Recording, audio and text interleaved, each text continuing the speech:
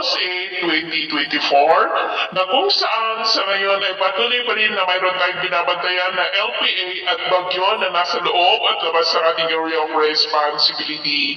Ang dalawang weather disturbance na ito ay wala namang direktang epekto sa ating bansa maliban nga po sa hinahatak nila ang habagat. Ang nandito po sa loob ng ating area of responsibility ay papahina na po kaya ninyong nakikita at posibleng mawala na rin yan sa susunod na mga oras.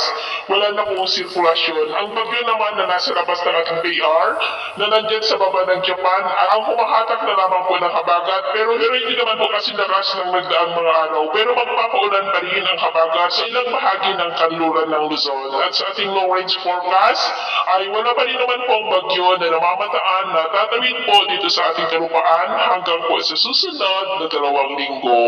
At sa lagay po ng ating panahon ngayong madaling araw ay maayos pa rin ang panahon sa malaking bahagi ng ating bansa, maliban lamang sa magkansa ng mga isolated rain sa ilang bahagi ng Pangasinan, Zambales, Bataan, Metro Manila, Bulacan, ilang bahagi ng Cavite, maging po sa ilang bahagi ng Naga, Southern Samar, Dumaguete, Surigao del Norte, Sulu Archipelago, Zamboanga Peninsula, Davao at Mati. At mamaya ay sisikat po ang araw sa malaking bahagi ng ating bansa maliban lamang sa magkansa pa rin ng maulap na kalangitan with isolated rain sa may Zambales, Bataan, Metro Manila, Naga, Northern Samar, Southern Samar, Ormoc, Northern Palawan, Davao, Mati, Sulu Archipelago, Zamboanga at din po sa may Sarangani. At mamayang hapon, mas maulap ang kalangitan at mas mataas ang tiyansa ng mga isolated rain sa ilang bahagi ng ating bansa. Kaya mag-ingat pa rin po tayo sa posibleng banta pa rin ng mga pagbaha at pagguho ng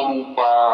At sa atin naman po mga baybayin, wala naman po tayong nakataas na lumang warning signals pero may pag-ingat lamang po kung papalaot tayo para po mas makaiwas sa mga sakunang pangkaragatan.